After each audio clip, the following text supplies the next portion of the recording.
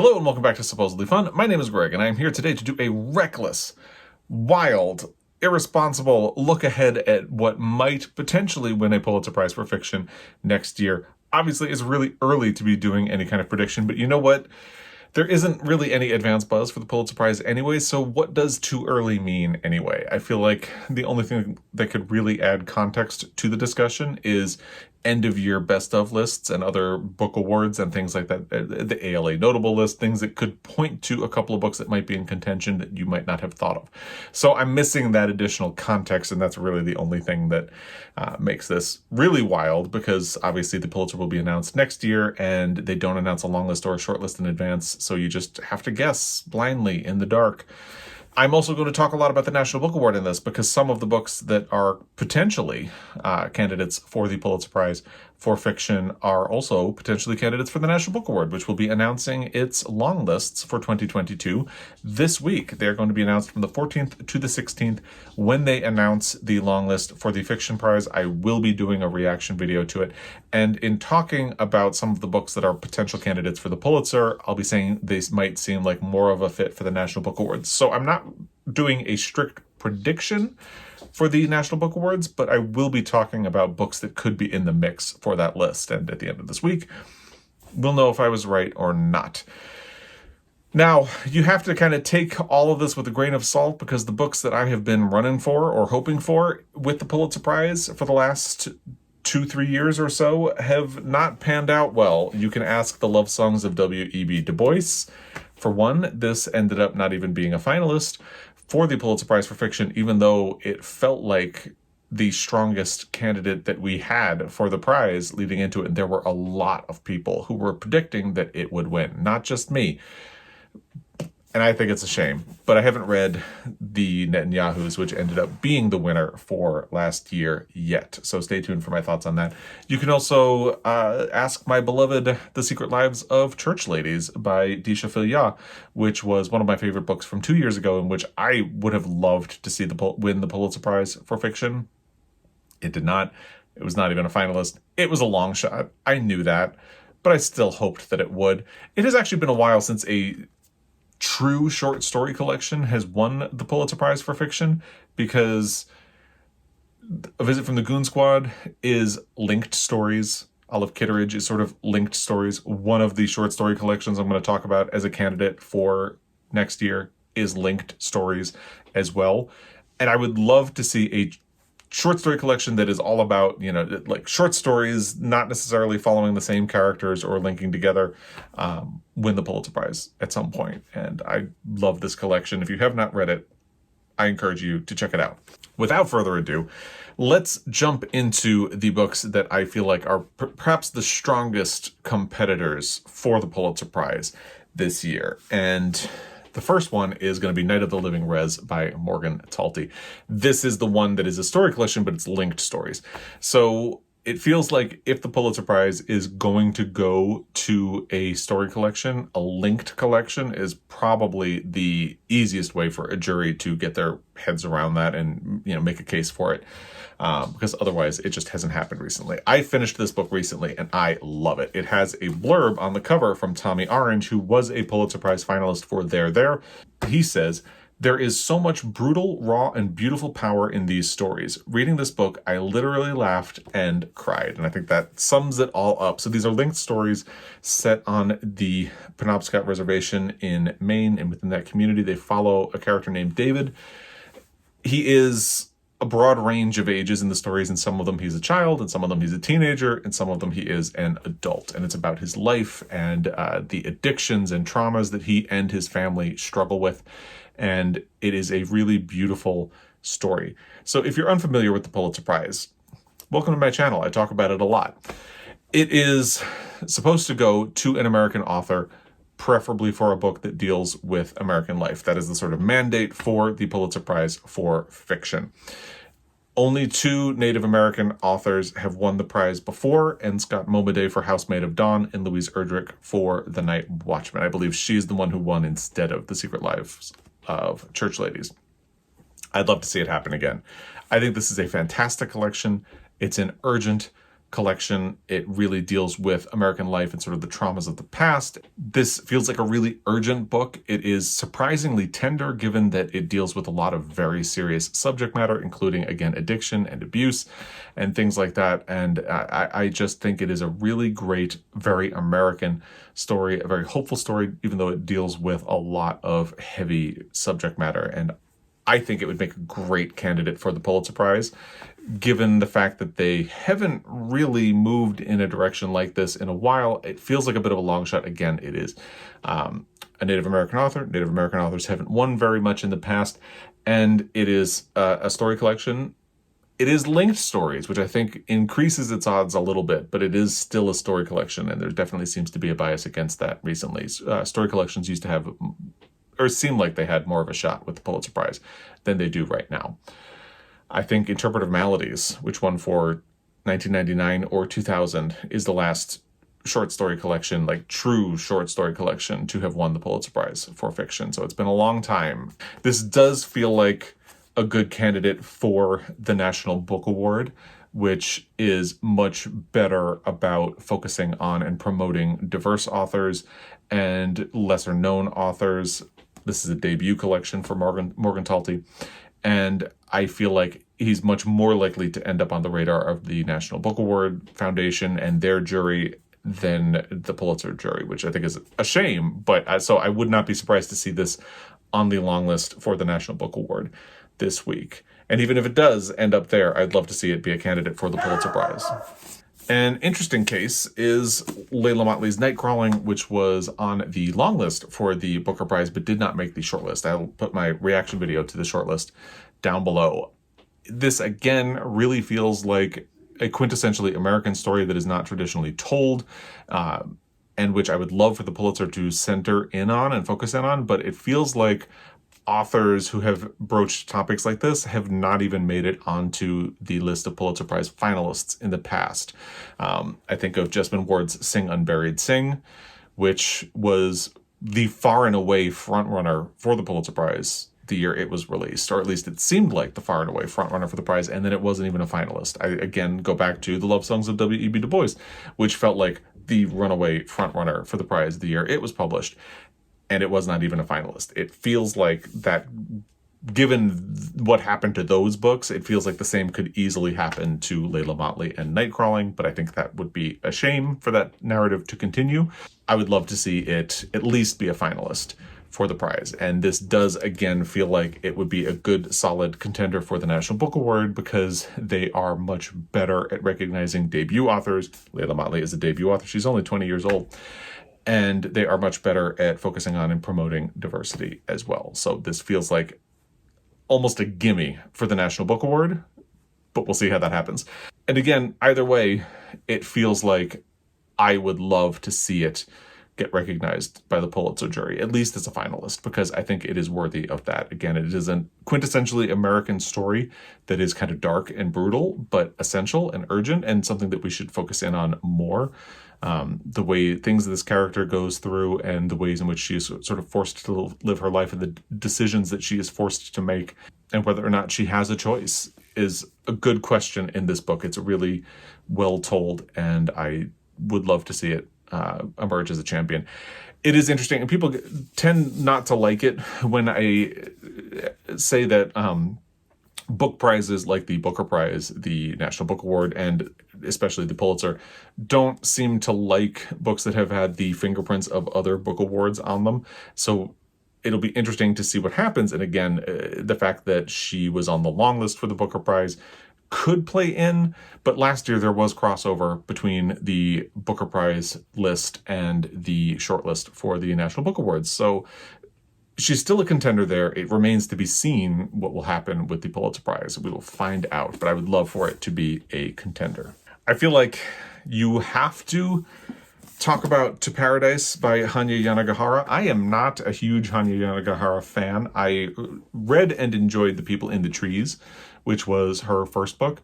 And then I am one of the people who just really hated A Little Life. That is a very divisive book. You either love it or you hate it. I don't see much that's in between. And To Paradise feels like there are not as many people who love it to the level at which they love A Little Life.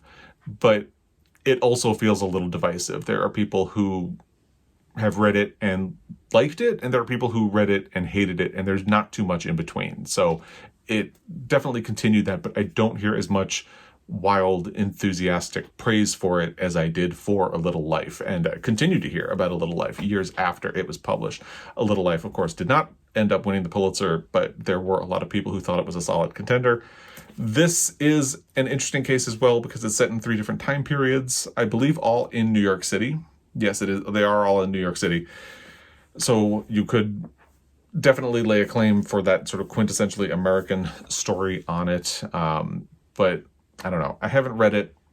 I'm all over the place with Hanya Yanagihara, so I have a hard time working up any sense of enthusiasm for this book, but I think you have to talk about it because it doesn't seem like it landed with a thud. So there's always a chance that the Pulitzer jury will want to reward it. And just based on the fact that The People in the Trees was more of a modest success, but A Little Life was a wild success. So Hanya Yanagihara has sort of become an author that you can't just ignore. You kind of have to reckon with her and consider her work anytime she releases something at this point, just like, say, a Jonathan Franzen or anything like that. Another book that feels like it could be a solid contender for the Pulitzer Prize, and which I have not read, is Olga Dies Dreaming by Xochitl Gonzalez. I believe that is how you pronounce her name. I hope I got it right. This one, let me read the ending of the blurb of the book to let you know exactly why it seems like it could be a good contender for the Pulitzer Prize. It is. Set against the backdrop of New York City in the months surrounding the most devastating hurricane in Puerto Rico's history, Xochitl Gonzalez's Olga Dies Dreaming is a story that examines political corruption, familial strife, and the very notion of the American dream, all while asking what it really means to weather a storm. So, yeah. Right there, it has the notion of the American dream, which makes it a sort of quintessentially American story. And it is set in New York. It also deals with gentrification in Brooklyn. And, that has been a topic of concern for people in that area for a long time. And this definitely seems like it could be a contender in the way that The Brief Wondrous Life of Oscar Wilde won the Pulitzer Prize for fiction when it was released. And I've heard a lot of really great things about it through the year. I do want to read it. I just have not gotten around to reading it yet. And I'm very excited to do that. But it also feels like this is a book that could potentially land on the National Book Awards radar faster than it would for the Pulitzer. So it's going to be interesting to see what happens with that and if it makes the long list and then the short list for the National Book Award, which could ultimately impact its chances for the Pulitzer. Because again, as I said, it does feel like book awards, Pulitzer in particular, don't really like it when a book has fingerprints from another prize on it. So we'll see what happens with that. But this definitely feels like something that could be a contender for the Pulitzer Prize. I've heard a lot of really great things about it, and I am looking forward to reading it as well. Much more than To Paradise by Hanya Yanagihara, which I might just skip, even though I have a copy of it.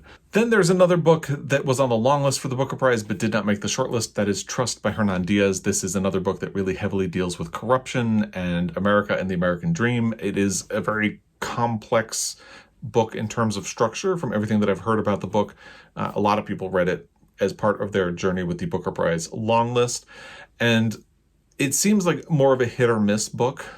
Some people liked it, some people didn't. I think there seemed to be more of a positive consensus around, say, Nightcrawling by Leila Mottley, but it does feel like this is a book that could definitely be a contender for the Pulitzer Prize, especially when you consider that Hernan Diaz has been a finalist for the Pulitzer Prize before.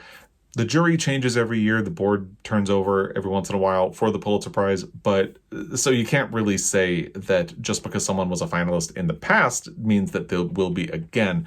But it does mean that he is a known author who has been in the mix, and it would be known to the Pulitzer board if there are members who were on the board when he was a finalist. I believe the year that Les won, they could remember him, and maybe that would help sway them in his favor. I've heard some really great things about this book, and I think based on the feedback I've seen so far, I do want to read it. I just am not in a rush to get to it. But based on the feedback I've seen so far, it does seem like the type of book that a Pulitzer jury and the Pulitzer board could gravitate toward and hand the win to as well. So it seems like a solid contender. Elif Batuman was actually a finalist the same year that Hernan Diaz was, and yes, it was the year that Les won the Pulitzer Prize for fiction. Elif Batuman was a finalist for The Idiot. This year, she released a sequel to that book called Either Or, and I haven't heard much about this book, but what I have heard has been really positive. It feels like The Idiot has developed an almost cult following in the years since it was published. And again, since she is someone who has developed a name and an amount of respect for herself for her previous book, and now again for this one, it feels like she could easily break through onto the finalist list again. And if she does, she might be known to at least some members of the Pulitzer board, and that could give her an edge to win. So it'll be interesting to see what happens there. I trust could potentially be on the National Book Award long list. I don't know about Either Or, but we will find out later this week. Those, I would say, are probably the biggest contenders, at least at this moment right now, for the Pulitzer Prize for Fiction. But let's talk about some potentially under the radar contenders, because one of the things that's really difficult about predicting the Pulitzer Prize for Fiction is that a lot of the time there are books that have not really been in the discourse a lot and which not a lot of people have read. Tinkers is the biggest example of this, but even if you look at the winner from last year, The Netanyahus, was a book that most people were not talking about last year, and then it ended up winning the Pulitzer Prize for Fiction. And both of the books that were finalists last year were also books that had not really been in popular conversation about literature from last year. So it's difficult to try to pinpoint what books people aren't talking about that the Pulitzer could notice, because in order to notice those books, you probably have to have heard about them from other people, or it's just, it's a difficult game. I'm going to first say that Properties of Thirst by Marianne Wiggins seems like it could be a solid contender. She is another person who was a finalist for her last book, which was Evidence of Things Unseen. And it's been a while since she published another book, so it's perhaps unlikely that there would be people on the board who would remember her, but she's been in the mix before, and that does mean something. And this book does seem like a sort of American story as well. So she could very well break through if the jury reads and responds to this book and puts it in front of the board. But we'll see what happens with that. The next one is The Rabbit Hutch by Tess Gunty. I almost didn't include this. It does feel like a book that not a whole lot of people are talking about, but I have heard good feedback, and the people I know who have read this book and liked it really liked it a lot. And I read a starred review from Kirkus, which I will link down below, which really convinced me that it could be a contender for the prize. And let me open that review so I can tell you exactly why it seemed like something that could be a quiet contender for the prize. With sharp prose and startling imagery, the novel touches on subjects from environmental trauma to rampant consumerism to sexual power dynamics to mysticism and mental illness, all with an astonishing wisdom and imaginativeness. This is an American story a character hears on a TV ad, and you are the main character. In the end, this is indeed an American story, a striking and wise depiction of what it means to be awake and alive in a dying building, city, nation, and world. A stunning and original debut that is as smart as it is entertaining. I mean, if the Pulitzer jury agrees, you could have a winner right there. And it is not unheard of that a debut author would win the Pulitzer Prize for Fiction. It has happened before, not all that frequently anymore, but it has happened, could happen again, and it means I think I have to consider this a potential quiet contender for the Pulitzer Prize for Fiction. The final quiet contender I would like to submit is one that I'm a huge fan of and would love to see make the finalist list, but because it hasn't really generated much of any conversation over the last year, I feel like I have to put it here, if anywhere, and that's Don't Cry for Me by Daniel Black.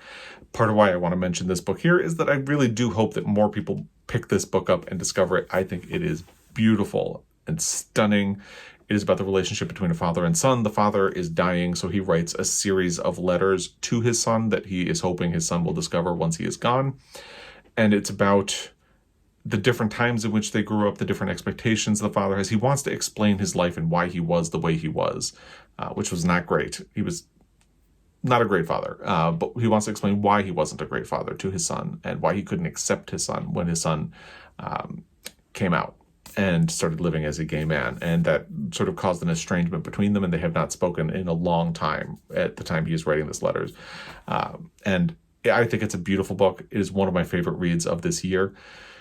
I think it's a shame that more people haven't discovered it, but I would love to see it be a contender for the Pulitzer Prize. I think this is a situation like The Secret Lives of Church Ladies, where I love a book and respond to it and would love for it to be a contender, but it just feels like it's not going to happen. And I would love for it to happen, but if it does, it's going to be a huge surprise for me and probably for a lot of other people. I would be pleased, but it would be a surprise. Then let's talk about some books whose odds for the Pulitzer are potentially sinking. And the first one I'm going to mention is Babysitter by Joyce Carol Oates. I think you have to consider her anytime she releases a book because she is at the stature in American literature where she's always going to be a known commodity. She's sort of the Susan Lucci of the Pulitzer Prize for fiction. She's been a finalist, I believe, 5 times. I don't have the number in front of me, but I believe it's 5 times, and she has not won. And at her age, you have to wonder how many more options the Pulitzer jury and the Pulitzer board will have to give it to her if that is something that they would like to do. So anytime she releases a book, you do have to consider her. She was a finalist fairly recently, like within the last few years, for a story collection. So you just always have to consider her when she releases something. When I first heard about this book, it seemed like it was a very American story and something that could potentially put her in the mix again. I mean, sure, it could, but it does feel like when the book was released, reviews were mixed to negative about it. And I don't think she really helps herself by the things that she says on social media. Somebody should really take her social media account away from her. But will the Pulitzer jury be thinking about that? Probably not. It doesn't help, though. And it feels like when this book was released, it sort of revealed that it leaned a little more into thriller tropes, which a Pulitzer jury could potentially respond to, but it looks like it leans much more into that than any sort of commentary about America. And the reviews kind of bear that out, which again are mixed to negative.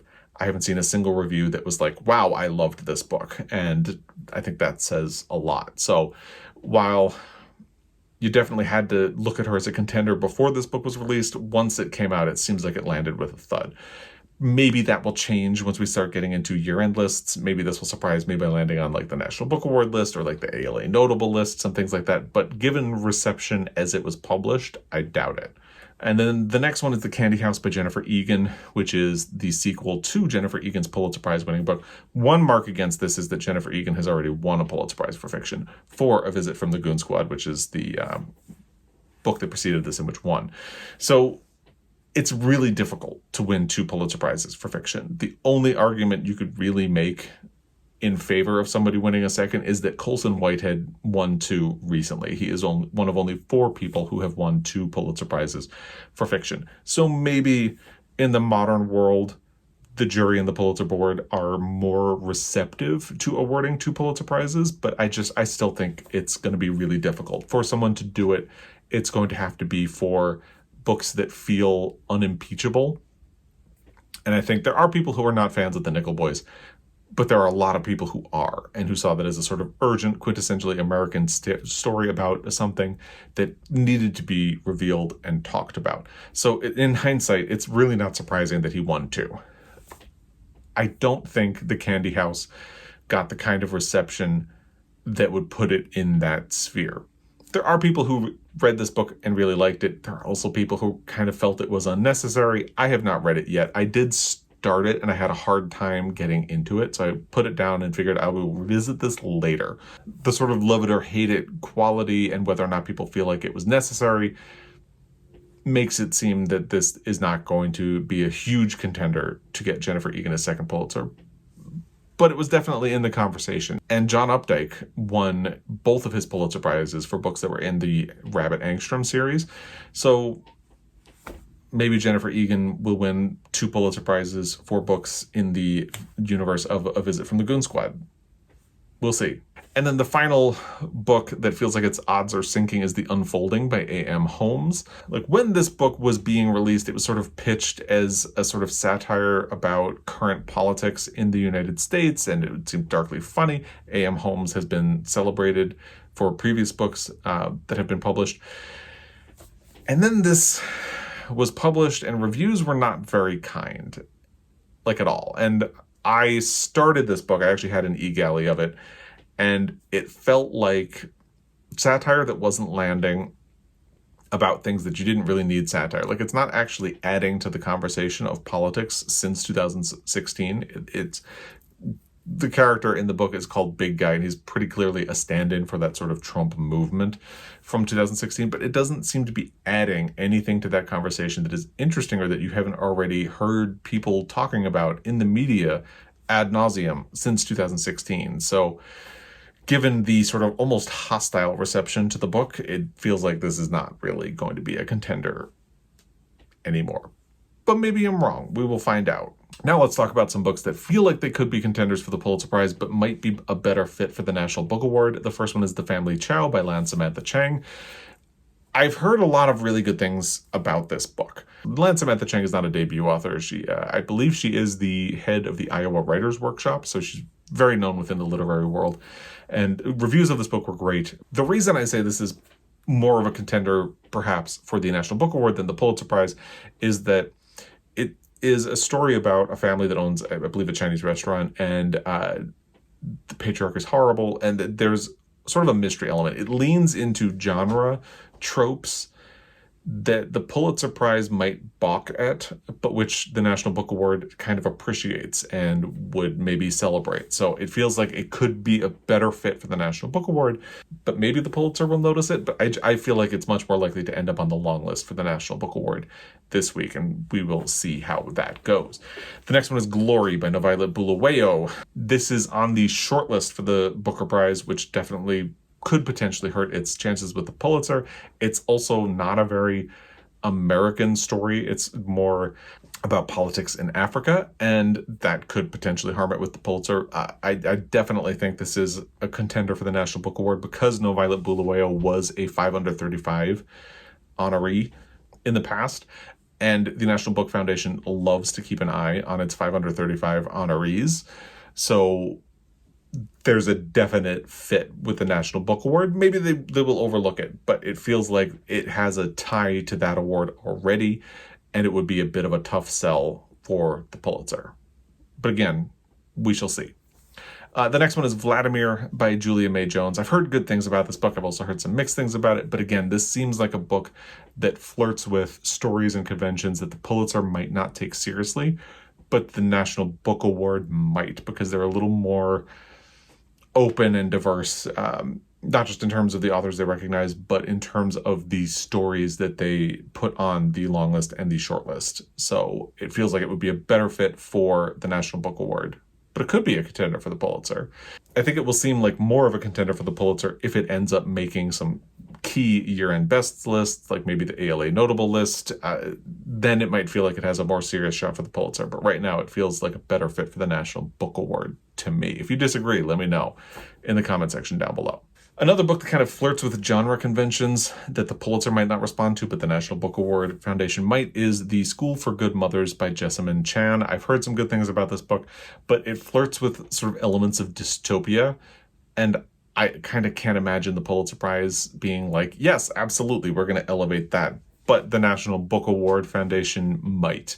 So I feel like it has a good shot with the National Book Award, but maybe not with the Pulitzer. And again, maybe it will seem like more of a contender for the Pulitzer if it ends up on some key lists at the end of the year that really elevate its standing, that might push the Pulitzer jury to get over its convention or genre bias. Then there is The Swimmers by Julie Otsuka.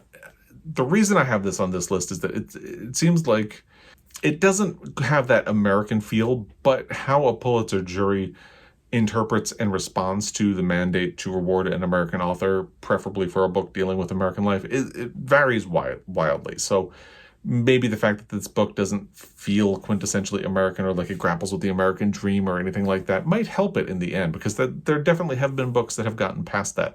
But it makes it feel like a long shot. It probably doesn't help that not a lot of people are talking about this. I could have easily put this book in potential quiet contenders for the Pulitzer because I just haven't seen a whole lot of people talking about it in my corner of BookTube, which admittedly is a small representative fraction, or not representative fraction of book discussion out there.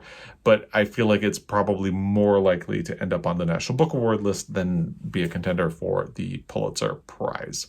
And then there's All This Could Be Different by Sarah Thankam Matthews. This one is probably not going to be a contender for either the Pulitzer or the National Book Award, but I've heard good things about it. It sounds interesting to me.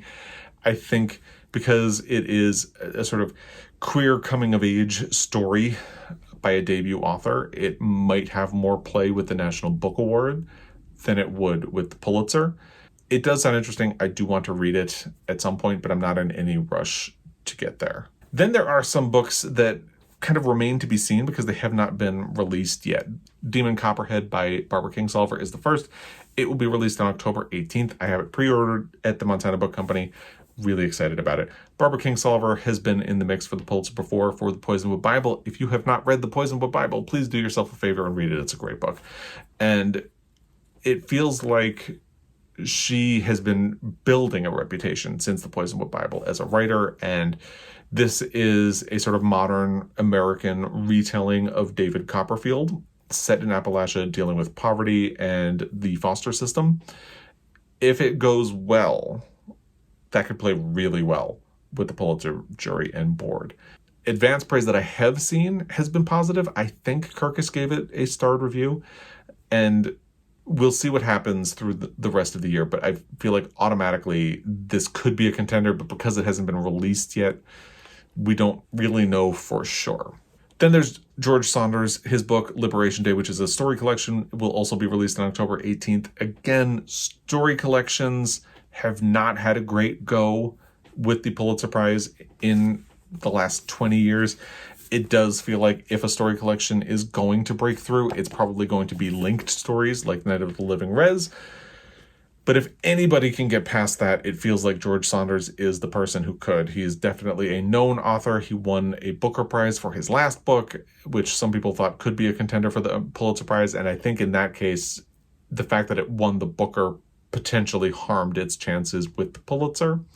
But yeah, he is definitely a known author. He has been celebrated for 10th of December, which is his story collection before Lincoln in the Bardo, and I don't think you can count him out. But because it hasn't been released, and I haven't seen too much buzz about it yet, it is sort of an unknown quantity. Then there is The Magic Kingdom by Russell Banks, which will be published in November. I'm really excited about this book. I've never read a Russell Banks book. He has been a contender for the Pulitzer Prize before. He lost to Lonesome Dove. Interestingly, he is actually the person that the Pulitzer jury for that year recommended for the Pulitzer Prize, but the board selected Lonesome Dove instead. And he has a sort of quiet, lower key reputation as a really great author within American letters. He's not as recognizable as Barbara Kingsolver or George Saunders, but he has definitely built up a reputation, and his last book was well received, if quietly received. So it'll be interesting to see what happens with this one. I think if this gets a big release and lands with a bit of a splash, it is a sort of quintessentially American tale. It's set in Florida around the time that the swampland was cleared out to build Disney. I can't remember if Disneyland or Disney World is the one that's in Florida. And I don't care enough to double check, to be honest. But it feels like if this lands with a splash, or if it goes well, it could definitely be a contender for the Pulitzer Prize. I'm really looking forward to reading it, and we'll see what happens once it is released. The next one is The Passenger and Stella Maris, which are Cormac McCarthy's two books that are coming out this year. I feel like the first unknown quantity here is that there are two books and not one. So if he's going to end up winning a second Pulitzer, which one would they give it to? There's that angle. There's also the fact that he has already won a Pulitzer Prize for The Road. These are his first books that are being released since The Road. A lot of people are looking forward to this. They sound almost experimental. Could be interesting. A lot will depend on how they land. And again, I think there is a steep road to winning a second Pulitzer Prize for fiction, but it does feel like if anybody's going to do it, Cormac McCarthy could be in a good position if these books land well. But then there's the question of which one would win. Or do you give it to both? I don't know. John Irving has a book coming out called The Last Chairlift. He is definitely a known American author who has never won a Pulitzer Prize. If the jury is inclined to rectify that, maybe. I haven't been enamored of the John Irving books that I have tried. It'll be interesting to see what happens once the book actually is released. It should be coming out October 18th. And then Percival Everett has a book coming out, which I had not known until somebody on Twitter put it in front of me, and it feels like it's just having a very quiet release, which is a bit surprising given the fact that his following has really expanded since he was a finalist for the Pulitzer Prize for his book Telephone. He lost to Louis Erdrich for The Night Watchman. He's really built his reputation, so I feel like you kind of have to consider him. The Trees obviously did not make the list of finalists last year. This seems like it might not be the book that's going to get him back in the eyesight of the Pulitzer jury, because it definitely flirts with genre convention a bit more. It's sort of playing with you can tell from the title, it's playing with ideas of like spy thrillers. Dr. No is the name of the very first James Bond movie and a James Bond book by Ian Fleming. It's sort of playing with that, but also almost satirizing America's history of race and race problems and economy and things like that. So it could be really interesting, but because it so heavily leans into almost satirizing spy novels, you wonder if it will land for something like the Pulitzer Prize. The final book I will talk about in this video is a total wild card, because Douglas Stewart lives in the United States now. He lives in New York, but he is Scottish by birth. And this was the same conundrum I faced with Shuggie Bain. He's an American author now, at least technically, but he really emphasizes his Scottish history, and these books are much more quintessentially Scottish than they are American. This is true for Shuggie Bain. It's true for Young Mungo. A lot of people have loved Young Mungo, though, and it was not recognized for the Booker. Maybe it'll be recognized for the National Book Award. I think it definitely has a good shot for that. Shuggie Bain was a shortlisted title for the National Book Award. It lost to Interior Chinatown by Charles Yu. I wouldn't be surprised to see it on the National Book Awards list, but, you know, the National Book Award is American as well, because obviously America is the nation in the title. And it feels like they are much more likely to sort of break with that tradition and expand the definition of an American book than the Pulitzer. But they have done it before, because The Orphan Master's Son is a Pulitzer Prize winner, and it is very much set in North Korea and not the United States. So it'll be interesting to see what happens there. I feel like it's definitely a wild card for the Pulitzer, much more likely for the National Book Award. Those are some wild predictions for the Pulitzer Prize and the National Book Award for this year. I'd love to hear what you would like to see emerge as a frontrunner in the awards race for the Pulitzer Prize for next year. If you have thoughts about any of the books I've mentioned and their odds, let me know in the comment section down below. As always, I really appreciate your time, and I will be back. Until then, happy reading.